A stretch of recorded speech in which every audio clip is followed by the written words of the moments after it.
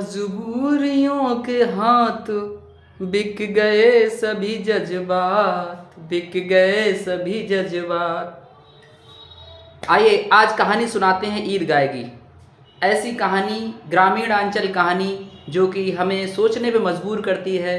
जो लेखक मुंशी प्रेमचंद जी हैं, उन्होंने बहुत गज़ब की कहानी लिखी है और इसमें जो कहानी है वो सोचने मजबूर करती है कि छोटा सा बच्चा वो किस तरह से बड़े निर्णय लेता है और लोगों को एक बार अपनी ओर आकर्षित करता है। तो 30 रोज़ों के बाद ईद आई और ईद के दिन जो अमीना है, जो हामिद की दादी हैं, वो सोच रही हैं कि आज अपने पोते के लिए इसको ईदी देनी है, क्योंकि सारे बच्चे इस दिन ईदी लेते हैं। उनको बहुत इंतज़ार होता है कि भाई 30 दिनों के बाद बहुत कुछ मिलने वाला है, मज़ा करेंगे, ख़रीदेंगे, मेला देखेंगे, खूब मस्ती करेंगे।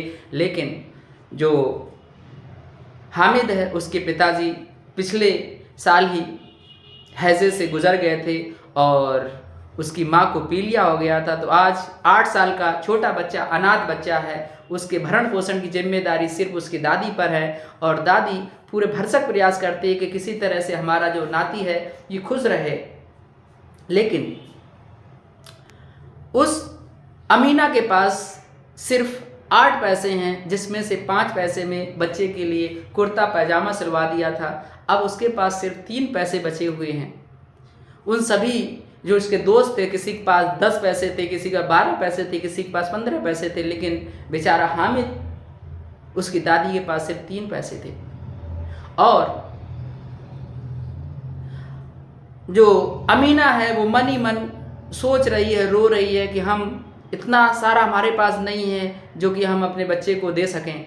लेकिन फिर भी उसको 3 पैसे दिए और उसके जो दोस्त हैं, शोएब है, रियान है, अहमद हैं, वो सभी आते हैं और उसको, हामिद को वहाँ से ले जाते हैं। उसकी दादी कहती हैं कि बेटा ऐसा है, अपने मन का जो भी आपको पसंद है वो खा लेना। सुबह सुबह सारे बच्चे निकलते हैं और मेला लगा हुआ है। जैसे ही मेले में पहुँचते हैं तो आप जानते हैं बच्चों का जो मन होता है बड़ा ही चंचल होता है। उनको जब मिठाइयों की दुकान दिखी तो सभी ने मिठाइयाँ खाई। बेचारा हामिद एकांत में बैठा हुआ है, कोने में खड़ा हुआ है। वो कह रहा है मुझे मिठाइयाँ पसंद नहीं है, क्योंकि मजबूरी है, उसके पैसे नहीं हैं।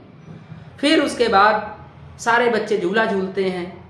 हामिद से भी कहते हैं कि आओ आओ झूला झूलो, लेकिन हामिद कहता नहीं, मुझे झूले से डर लगता है, मुझे चक्कर आने लगते हैं, क्योंकि उसकी मजबूरी है। फिर उसके बाद और गुब्बारे खरीदते हैं, फल खरीदते हैं, खाते हैं, मस्ती करते हैं सारे बच्चे। लेकिन हामिद बेचारा अपना मायूस सा चेहरा लिए हुए है। वो फिर भी वह अंदर ही अंदर खुश है, क्योंकि उसे जिम्मेदारी का एहसास है। अब सारे बच्चे खिलौनों की दुकान पर पहुंचते हैं, खिलौना देखते हैं। तो किसी ने भिस्ती खरीदा, किसी ने सिपाही खरीदा, तो किसी ने वकील खरीदा।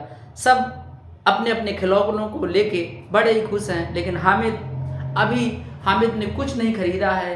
उसको अभी भी अपनी बूढ़ी दादी की याद आ रही है, क्योंकि जब भी उसकी बूढ़ी दादी खाना बनाती थी तो उसके हाथ जल जाते थे और वह सोच रहा था काश मुझे कहीं से चिमटा मिल जाए तो अपनी दादी माँ के लिए मैं चिमटा ले जाऊंगा, जिससे कि उसके जो हाथ जलते हैं वो हाथ ना जलें।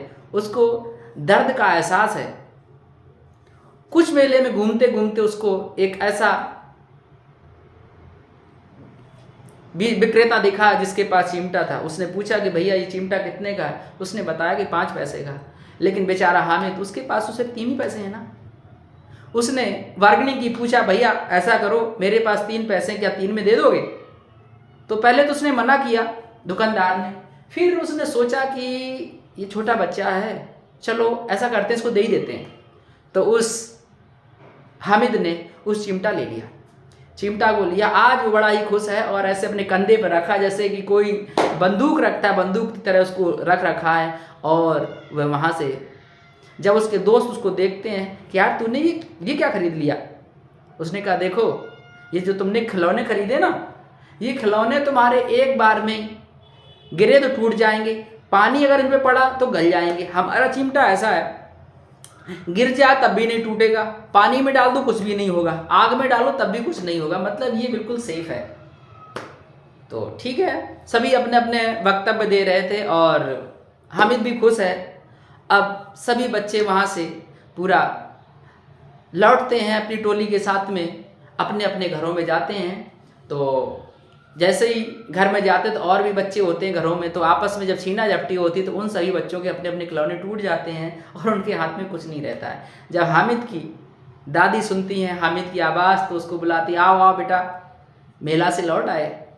तो उसने कहा हाँ दादी मैं लौट आया हूँ। तो दादी ने पूछा क्या खाया मेला में? उसने कहा मैंने कुछ नहीं खाया। तो फिर क्या खरीदा? उसने कहा कि मैं चिमटा लाया हूँ। और जैसे ही दादी ने चिमटा की बात सुनी वो क्रोधित हो गई, कहने लगी कि तू बहुत ही मूर्ख है, तुझको मैंने मेला में भेजा था कुछ खाने के लिए, कुछ अपने लिए खरीद के लाना था, तू चिमटा ले आया, इसका क्या करेगा? तो दादी माँ से जब उसने अपनी बात कही कि दादी जब मैं आपके हाथों को देखता था तो मुझे बहुत दुख होता था, दर्द होता था कि आपके हाथ जल जाते हैं, तो इसलिए मैंने सोचा कि आपके लिए मैं चिमटा लाऊं। अब मैं आपके लिए चिमटा लाया हूं, अब आपके हाथ नहीं जलेंगे। जैसे ही ये बात सुनी दादी ने उस हामिद को अपने गले से लगा लिया और रोने लगी।